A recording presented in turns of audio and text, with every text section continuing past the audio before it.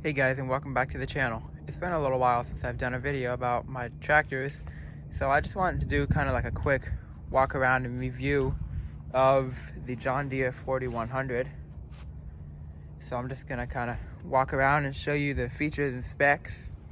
I just actually got this tractor yesterday. It came from a government auction place, like a water plant, where they use this.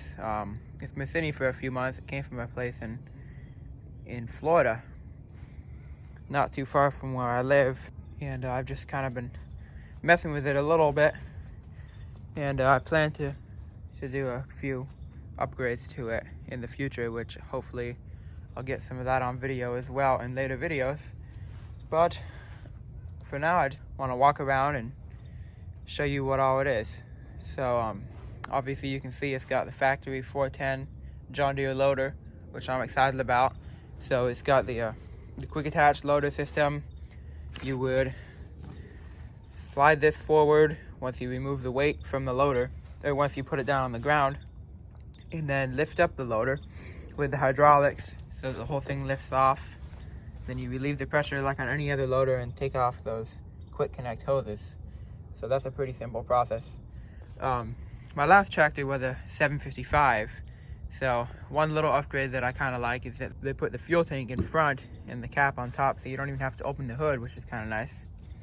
But anyway, this loader is advertised to lift a few hundred pounds more than my other one did. I think 700 or 800, maybe a little more, I'm not exactly sure. But I also plan to shim it in the future, and hopefully I'll get that on video as well. So hopefully I can safely lift 1,000 or more pounds of this. That'll be handy for some of the things I do with firewood and other garden tractors. So obviously this tractor has a full category 1 3-point hitch, 540 RPM rear and mid PTO. It's got high, low, and neutral.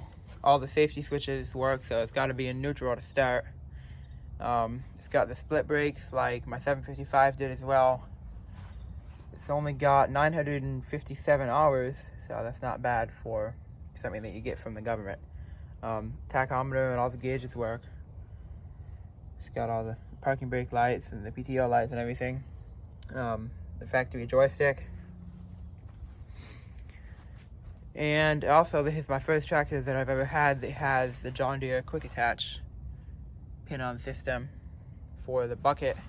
So I've already got a fork frame on the way, so that's another upgrade that I'm really excited about. I should be getting some real tractor forks instead of just the clamp-on bucket forks like I've been using in the past. So that'll also be really great for logs and riding mowers and things like that. So looking under the hood, it's not too much different than a 755 or any other compact tractor by John Deere, but it's got the 3-cylinder Yanmar diesel engine, and that runs really well. The battery is in a nice, hard to get to place. Thankfully it doesn't need to be replaced right now, but it was a pain to charge last night. And we've got, I think, 16 or 17 horsepower at the rear PTO, so that should be enough to power a small bush hog or a stump grinder. And the fuel tank is pretty big on this tractor. It's advertised to hold almost 6 gallons of fuel, I think 5.8 gallons. So that'll last a nice long time. The 3-point hitch in the back, I think it's supposed to lift almost 1,000 pounds as it is. I think 930, so that's pretty good. So they made these tractors from 1998 to 2001, so not for a very long time. I don't know exactly which year it is. I'm going to look that up pretty soon. But either way, it's got to be 10 or 15 years newer than my 755 was. So overall, it's probably going to have less leaks and just a little newer, run better. It's definitely stronger. You know, when I can push the pedal all the way down and the engine doesn't bog down. On the 755, it kind of struggled for power at full speed or running larger implements. As you can see, obviously, some of the bucket cylinders leak a little oil. I've got some new seals on the way for some of these cylinders, so I'll be resealing those. Hopefully that won't be too hard. And it's got, you know, some cosmetic issues. It was used, like I said, at some kind of water plant, so I don't know exactly what they did with it. but it's got typical rust and stuff. It's been touched up in a few places, but that's not a big deal either. The tires don't look too bad. This front left one leaks pretty fast. It only lasts a couple days. So I hope to get new front tires.